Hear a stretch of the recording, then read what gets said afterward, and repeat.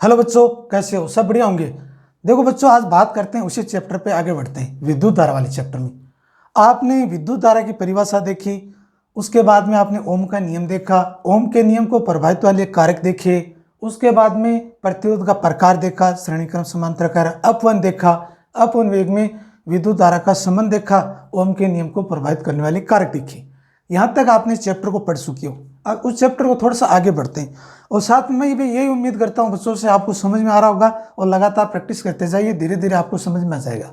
अब इसी टॉपिक को, इसी चैप्टर के टॉपिक पे आगे बढ़ते हैं, सेल। कि आखिरकार सेल होते क्या? देखो देखो बच्चों, सेल के बारे में बात करते हैं। सेल, इस सेल का जैसे कोई संकेत बनाते हैं तो प्लस माइनस या पॉजिटिव या नेगेटिव, यह बेटा संकेत है सेल। अब आपने देखे होंगे जो प्राथमिक सेल होते हैं, जो प्राथमिक सेल के अंदर एक पॉजिटिव सिरा होता है, एक नेगेटिव सिरा होता है, उसका टोटल वोल्टेज होता है 1.5। अब आप कह सकते हो कि जो प्राइमरी सर्किट होते हैं, इनके जो सेल होते हैं वो 1.5 वोल्टेज होते हैं। जो एवरीडे के सेल आते हैं ना, जो एक बार यूज करने के बाद पुनः उसको चार्ज नहीं करते, उसको आप प्राथमिक सेल बोलते हो। तो सेल में क्या होता है बच्चों, एक समान रूप से धारा प्रवाहित करने के लिए जो आवश्यक विभवांतर प्रदान किया जाता है उसी को बोलते हैं सेल। देखो, जब परिपथ में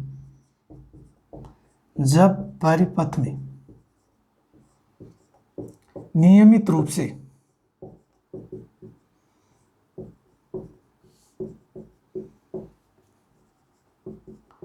धारा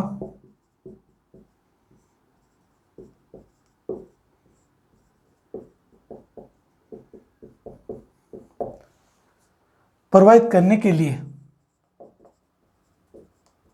आवश्यक विभवांतर प्रदान किया जाता है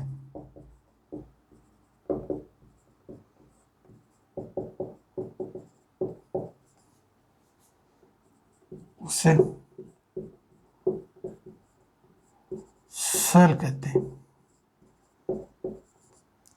ठीक है बच्चों, तो सेल की परिभाषा आपको समझ में आ गई। सेल के अंदर दो टर्मिनल होते हैं, एक नेगेटिव एक पॉजिटिव। जो धारा की जो डायरेक्शन होती है ना, वो देखो बच्चों, नेगेटिव से पॉजिटिव की तरफ होती है इस साइड। तो ये जो धारा एक समान रूप से जब सेल से लेते हैं, इनके पीछे क्या होता है, एक नोड से दूसरे नोड, पॉजिटिव से नेगेटिव की तरफ जो एक समान रूप से जो विभवांतर प्रदान करते हैं ना, उसी से अपन को नियमित रूप से धारा मिलती है। ये तो आपका छोटा सा टॉपिक था सेल। अब आपका दूसरा बिंदु देखते हैं, क्या है बच्चों, यह था सेल। और दूसरा बिंदु देखते हैं विद्युत वाहक बल। दूसरे बिंदु के क्या नाम है बच्चों, विद्युत वाहक बल। इसको ई से व्यक्त करते हैं, ई से या स्मॉल ई से भी बोलते हैं। इसको अंग्रेजी में बोलते हैं इलेक्ट्रोमोटिव फोर्स, इलेक्ट्रोमोटिव फोर्स।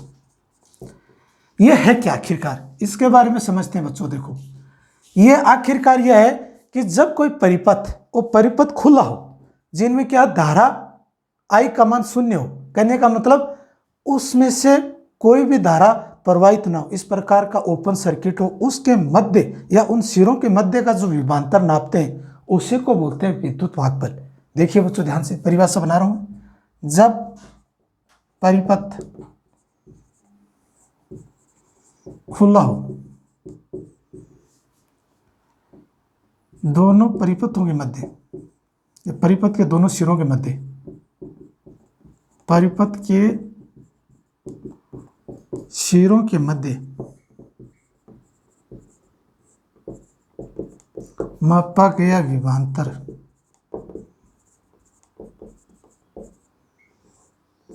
जिसमें धारा आई हो,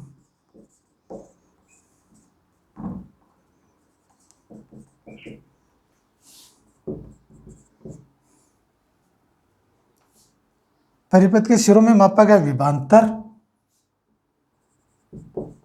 वही विद्युत वाहक बल कहते हैं।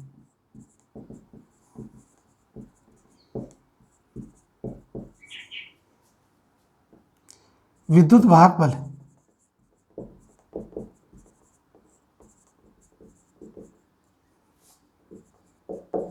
ई से व्यक्त किया जाता है।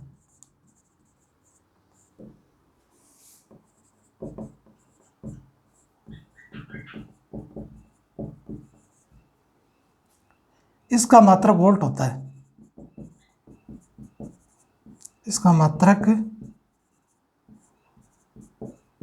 वोल्ट होता है। ये आपका बच्चों हो गई विद्युत वाहक बल। विद्युत वाहक बल का नहीं है तो आप देखो बच्चों ओपन सर्किट से समझते हैं। ये एक नोड है, ये दूसरा नोड है। इस नोड में पॉजिटिव और नेगेटिव जब बैटरी को जोड़ देते हैं तो इसमें जो धारा है वो I0 प्रवाहित होगी। यह बिंदु A है, यह बिंदु B है, यह प्लस से माइनस है। अब कह रहे हैं कि जब बिंदु A और B का सिरा आपस में जुड़ा हुआ ना हो, जिनमें धारा I प्रवाहित हो रही हो, कहने का मतलब कनेक्शन पूरा कंप्लीट नहीं है। जब तक कनेक्शन कंप्लीट नहीं है तब तक परिपथ में से धारा प्रवाहित नहीं होगी। और जब ये विभवांतर नापते हैं, उस ओपन सर्किट या खुला परिपथ में जो विभवांतर नापते हैं उस विभवांतर को बोलते हैं विद्युत वाहक बल, या उसको कैपिटल E या स्मॉल ई से व्यक्त किया जाता है। और इसका मात्रक वोल्ट होता है, इसे इससे व्यक्त किया जाता है। तीसरा बिंदु देखो बच्चों, इसी से समझ आओगे। तीसरा है टर्मिनल वोल्टता।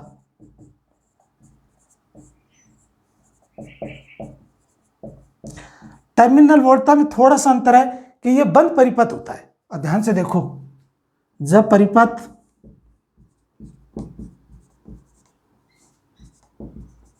बंद हो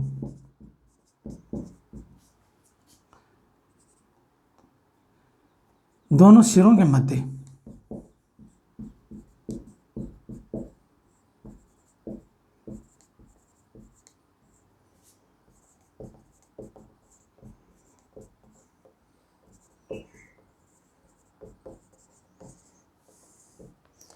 जब परिपथ बंद हो तो दोनों सिरों के मध्य मापा गया विभवांतर ही टर्मिनल वोल्टता कहलाता है।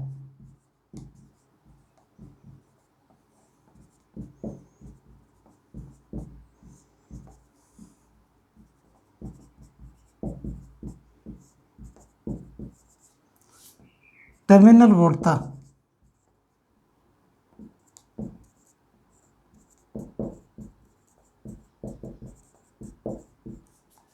V से व्यक्त किया जाता है।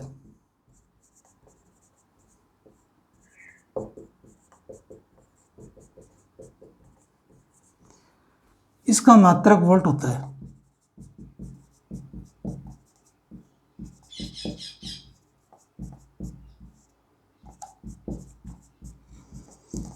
देखो बच्चों, ये तीन बिंदुओं की मैंने परिभाषा समझाने की कोशिश की है। ये ज़्यादातर कोई हार्ड नहीं है, परीक्षा में इतने ज़्यादा नहीं आते, बट इनके बारे में आपको जानकारी होना बहुत ज़रूरी है। जब तक अगर आपको जानकारी नहीं होगी तब तक ये कि आज जब मान लेते हैं तब आपके ये कन्फ्यूज क्रिएट होता है कि ये टर्मिनल वोल्टता, विद्युत वाहक बल और सेल आखिरकार क्या है, और इनके बारे में जब जानकारी प्राप्त करते हैं तो ये आखिरकार काम कैसे करते हैं। तो इनको पहले तौर पे बेसिक समझे। IIT और नीट और JEE और नीट के अंदर ये ज़्यादातर मोस्टली न्यूमेरिकल्स पूछे जाते हैं इसके आधारित पे। बट जो 11th एंड 12th क्लास का जो बच्चा होता है वो एनमेच्योर होता है, उनके पास पकड़ नहीं होती है न्यूमेरिकल्स की। वो क्या, जब तक थ्योरी के कंसेप्ट बिल्डअप नहीं कर पाते हैं तब तक क्या वो कंसेप्ट को क्लियर तरीके से समझ नहीं पाता है। वो ये नहीं जान पाता है कि आखिरकार इस बिंदु का महत्व क्या होता है।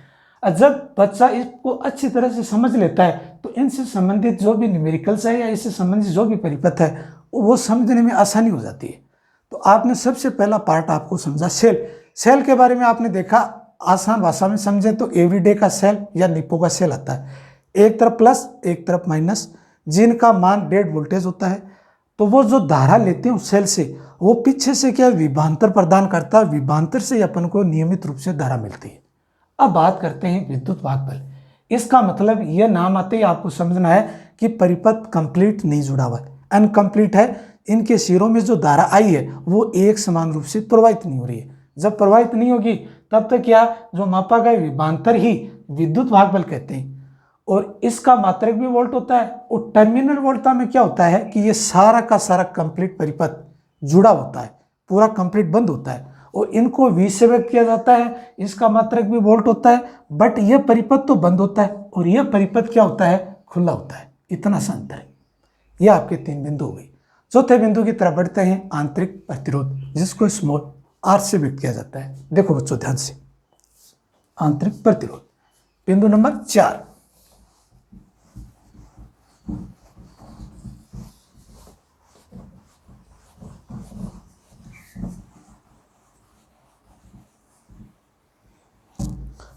बिंदु नंबर 4, आंतरिक प्रतिरोध।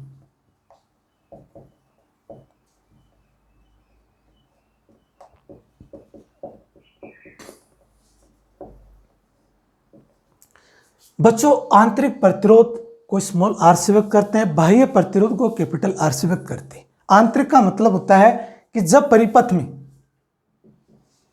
जब परिपथ के अंदर,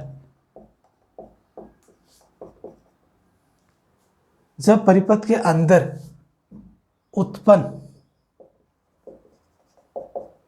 धारा के मान में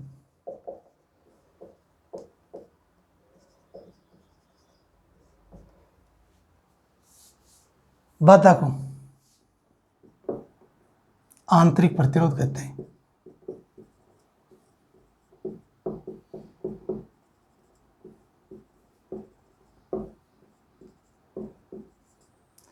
आंतरिक प्रतिरोध को स्मॉल आर से व्यक्त करते हैं।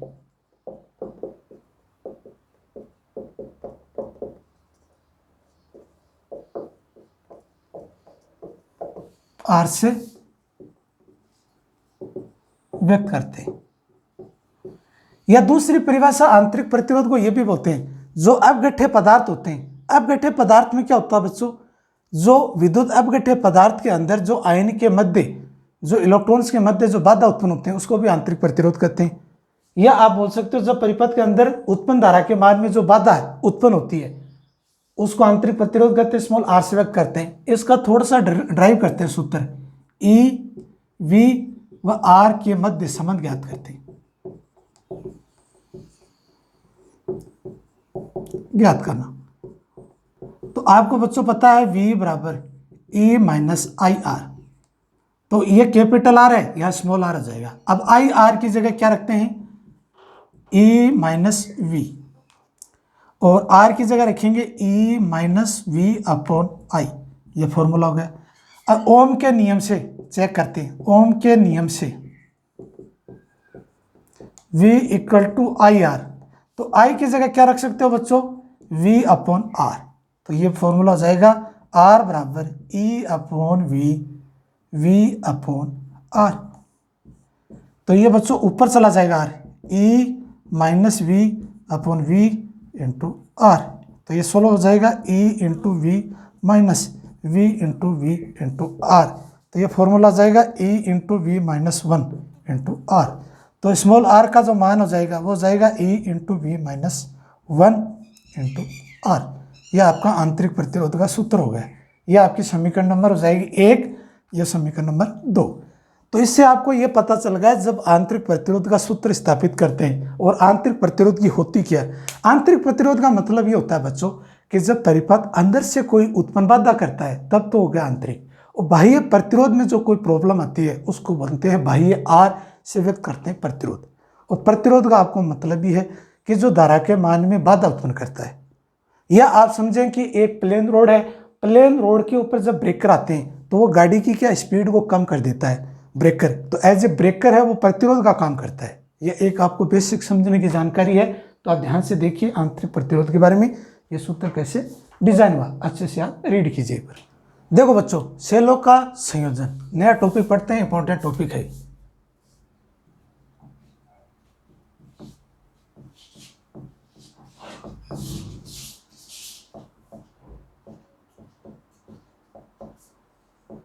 सेलों का संयोजन, पहला हो गया श्रेणीक्रम संयोजन।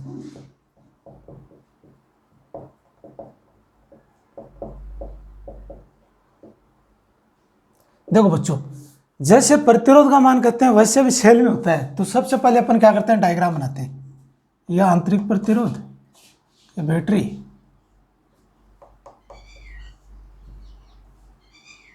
यह node,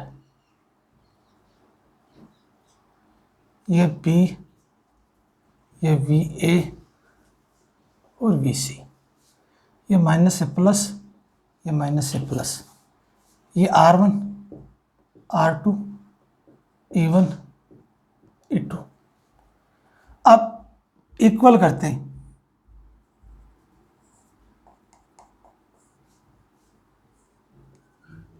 VC VA R equation, ये इक्वेशन माइनस से प्लस और ये R इक्वेशन। ये तो हो गया बिंदु A से B, यहाँ बिंदु A है, यहाँ बिंदु B है, यहाँ बिंदु C है, और ये A और C के मध्य ये आपके पास एक सर्किट है। जिस सर्किट को ध्यान से देखो, आंतरिक प्रतिरोध R1 लगा हुआ है, एक बैटरी लगी हुई है, आंतरिक प्रतिरोध R2 और अनोदर बैटरी लगी हुई है, वो बैटरी का सिरा माइनस प्लस से जुड़ा हुआ है। अब इसकी जो परिभाषा है वो वैसे बनती है बच्चों, ध्यान से देखना।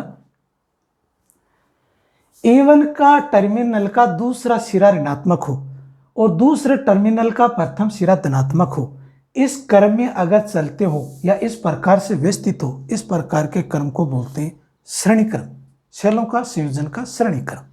देखो ध्यान से, एक टर्मिनल का दूसरा सिरा ऋणात्मक और दूसरे सिरे का प्रथम टर्मिनल धनात्मक आपस में जुड़ा हो, वो इसी क्रम में जुड़ा हो या इसी प्रकार व्यवस्थित हो या वो श्रेणी क्रम में जुड़ा हो, इस प्रकार के संयोजन को बोलते हैं श्रेणी क्रम संयोजन, जिनमें आंतरिक प्रतिरोध R1 R2 है, विद्युत भाग बल E1 E2 है और V1 V2 V3। आपको पता है ये श्रेणी क्रम में विभवांतर अलग अलग होता है और जो धारा है I वो एक समान रूप से प्रवाहित होती है। तो अब अपन क्या करते हैं कि जस्ट आपने आंतरिक प्रतिरोध ज्ञात किया, उसी सूत्र के माध्यम से ज्ञात करते हैं। देखो बच्चों ध्यान से, तो मैं थ्योरी तो बना नहीं रहा हूं, थ्योरी में एक बार वैसे समझा देता हूं। माना कि एक परिपथ है, एक टर्मिनल का दूसरा सिरा ऋणात्मक, दूसरे टर्मिनल का प्रथम सिरा धनात्मक हो और आपस में जुड़ा हो, इसी क्रम में व्यवस्थित हो, इस प्रकार के संयोजन को बोलते हैं श्रेणी क्रम संयोजन, जिनमें आंतरिक प्रतिरोध R1 R2 है और विद्युत भाग बल E1 E2 है और विभवांतर का मान अलग अलग है और धारा का मान समान है। और यह जो नीचे का जो डायग्राम है ये इक्विवेलेंट है कि टोटल इलेक्ट्रोमोटिव फोर्स या विद्युत भाग बल, आंतरिक प्रतिरोध का मान कितना आता है वो चेक करते हैं। बहुत इंपॉर्टेंट टॉपिक है, परीक्षा में पूछते हैं। देखो बच्चों, तो सबसे पहले सूत्र होता है V बराबर E माइनस आई आर, यह आपका सूत्र है। यह आपका सूत्र आ गया किससे? EVR में जो संबंध जस्ट आपने ज्ञात किया उस संबंध के माध्यम से ज्ञात करेंगे। यहाँ अपन को क्या चाहिए? V1 V2 V3 का मान चाहिए, यही चाहिए ना बच्चों। तो देखो ध्यान से, ये आपके पास फॉर्मूला है, या E की जगह अगर आप टर्मिनल बोलता है ऐसे भी ले सकते हो, ये भी है। या कैपिटल हो तो यहाँ कैपिटल कर दो, ये इस तरह से लिया तो इस तरह से व्यक्त कर दो, ये V का मान आ जाएगा। अब कह रहा है कि V1 का मान, ध्यान से देखो बच्चों, VAB, ध्यान से देखो, A से B तक जब सिरा जुड़ता है तो A से B के मध्य का विभवांतर ज्ञात करते हैं, तो यह हो जाएगा बच्चों VA माइनस VB, और VBC का विभवांतर हो जाएगा VB माइनस VC, और VAC का जो विभवांतर है कंप्लीट AC का, तो यह फॉर्मूला हो जाएगा VA VB minus VB minus VC। आया समझ में बच्चों? देखो ये प्लस होगा माइनस होगा, बताओ टोटल ये करोगे तो ये प्लस में आएगा, क्योंकि ये पार्ट और ये पार्ट ऐड करोगे तो AC का मान आएगा, तो इसमें आपने ऐड कर दिया। ये ऐड करने के बाद जो मान आ रहा वो आप यहाँ रख दीजिए। अब आपको मालूम है कि V का मान होता है E माइनस आई आर, तो V1 और V2 का जो अलग अलग मान निकालते हैं वो मैं यहाँ निकाल रहा हूँ। देखो बच्चों, V1 का जो मान निकलेगा वो E1 माइनस I का धारा का मान समान रहेगा R1, V2 का मान आएगा E2 माइनस आई R2, यह तो जाएगा VAB के बराबर और यह हो जाएगा VBC के बराबर। ये समीकरण नंबर 1, ये समीकरण नंबर 2, और ये आपका जो पार्ट है ये समीकरण नंबर 3 में ऐड कर देंगे। तो ध्यान से देखो बच्चों, VAC बराबर क्या क्या आएगा? देखो ध्यान से, VAB के लिए जो क्या आएगा E1 माइनस आई R1, यार दूसरा मान देखो बच्चों E2 माइनस आई R2, यार है। अब E1 वाले पोर्शन को अलग रखते हैं, E2 वाले पोर्शन को अलग रखते हैं। VAC बराबर E1 माइनस आई R1 प्लस E2 माइनस आई R2। VAC का जो मान आएगा वो E1 प्लस E2 माइनस आई R1 प्लस आई R2, ये कुछ मान आ रहा है, ये यार बच्चों। अब इस मान को मैं यहाँ लिखता हूँ, देखो बच्चों, VAC E1 plus E2 minus आई को मना रहा है R1 प्लस R2, ये आपका समीकरण नंबर हो गया 4। अब कह रहा है कि जो E1 प्लस E2 है वो E इक्विवेलेंट के बराबर है, R1 प्लस R2 है वो आर इक्विवेलेंट के बराबर है। क्योंकि ये जो आपका डायग्राम आ रहा है ना बच्चों, ध्यान से देखो, इस डायग्राम के लिए जब ज्ञात करेंगे वी एस से वी सी का मान, तो ये माइनस से प्लस है और ये आंतरिक प्रतिरोध आर इक्वेशन है और ये ई इक्वेशन है, ये मान आपका आ जाएगा। अब इस फॉर्मूला जब ज्ञात करोगे वी सी का फॉर्मूला, तो यह आ जाएगा ए इक्विवेलेंट आई आर इक्विवेलेंट, ये आपकी इक्वेशन में समीकरण नंबर हो जाएगी 5। तो ए का जो मान है वो तो हो गया इक्विवेलेंट E1 E2 के बराबर, आर का मान है वो R1 R2 के बराबर हो गया। आखिरकार इसी तरह से अपन क्या ज्ञात करते हैं, श्रेणी क्रम संयोजन। ऐसा ही समांतर क्रम संयोजन होगा। तो दोबारा मैं एक बार आपको समझाने की कोशिश करता हूं, अच्छे से समझ लीजिए तो आपको यह ड्राइव करने का तरीका आ जाए। अब टर्मिनल वोल्टता कह रहा है कि डिफरेंट हो। अगर टर्मिनल वोल्टता इस क्रम में हो, देखो बच्चों, माइनस से प्लस, तो इसमें E1 प्लस E2 ये तो आएगा पॉजिटिव। अगर टर्मिनल पॉजिटिव से नेगेटिव, ध्यान से देखिए बच्चों, नेगेटिव से पॉजिटिव की तरफ हो, ये होगा नेगेटिव, ये पॉजिटिव, ये नेगेटिव पॉजिटिव, तो इसमें E1 E2 जो टर्मिनल वोल्टता है इसके मान में ऋणात्मक आएगा, अंतर आएगा। और अगर सेम क्रम हो तो ये धनात्मक होता है। दोनों का जो प्रतिरोध है आर इक्विवेलेंट वो इक्वल होता है, R1 प्लस R2, चाहे वो परिपथ कैसा भी हो, जिसका आंतरिक प्रतिरोध समान होता है। ये इनकी बेसिक जानकारी है, सिंपल या सम बेसिक कंसेप्ट, ये बेसिक कंसेप्ट है। तो श्रेणी क्रम संयोजन, जैसे प्रतिरोध का देखा वैसे ही क्या सेल का श्रेणी क्रम संयोजन। तो क्या होता है कि एक बिंदु से जब आंतरिक प्रतिरोध R1 है और टर्मिनल वोल्टता E1 है, दूसरा आंतरिक प्रतिरोध R2 है, टर्मिनल वोल्टता क्या है E2 है, इनमें विभवांतर का मान अलग अलग है बच्चों। इससे यहाँ से लेकर VA से VB, VB से VC, VSC का जब मान ज्ञात करते हैं तो E1 E2 क्या है, इसमें विद्युत वाहक बल है, R1 R2 आंतरिक प्रतिरोध है। तो आप ध्यान से देखिए, V बराबर E माइनस आई आर, यह फॉर्मूला होता है विद्युत वाहक बल का, जो सूत्र होता है वो E माइनस आई आर के बराबर होता है। कि जब विद्युत वाहक बल से धारा लेते हैं तो इसके मान में माइनस आता है, और जब सेल को चार्ज किया जाता है तो ये प्लस हो जाता है, और जब सेल से धारा ले रहे होते हैं तो इनके मान में ऋणात्मक आ जाता है। ये तो होती है बेसिक जानकारी। यह फॉर्मूला आने पे आपने देखा V1 और V2 का जो मान है वो यहाँ से देखा, एक तो नोड ये हो गया आपका बच्चों, देखो फर्स्ट नोड ये हो गया और सेकंड नोड ये हो गया। फर्स्ट नोड में E1 R1 ये अलग अलग है, E1 माइनस I1, और I की जो धारा है वो समान रूप से प्रवाहित हो रही है। इसी तरह ये AB का सर्किट हो गया और ये हो जाएगा BC का सर्किट।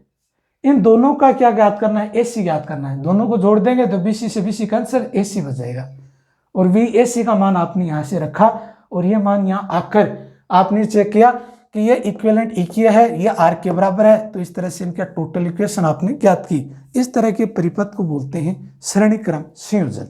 अगर आपसे एग्जाम में पूछ लिया जाए कि श्रेणी क्रम सेलों का श्रेणी क्रम संयोजन किसे कहते हैं, सूत्र स्थापित कीजिए, तब आपको यहाँ तक ज्ञात करना है। और ये आपके टर्मिनल होते हैं अलग अलग। तो इस वीडियो को बच्चों यहीं फिनिश करते हैं, नेक्स्ट वीडियो की तरफ बढ़ते हैं कल नए टॉपिक के साथ। इस वीडियो को हो सके जितना लाइक शेयर सब्सक्राइब करते रहें। जो चीज़ नहीं समझ में आ रही उन चीज़ को आप क्या है कमेंट्स के माध्यम में डालकर पूछ सकते हो, और रेगुलर वीडियो आपके पास आती रहेंगी, आप उसके बारे में अध्ययन कीजिए। जो भी आपके डाउट्स हैं कमेंट्स के माध्यम पूछ लीजिए। और मेरी तरफ से थैंक यू, धन्यवाद।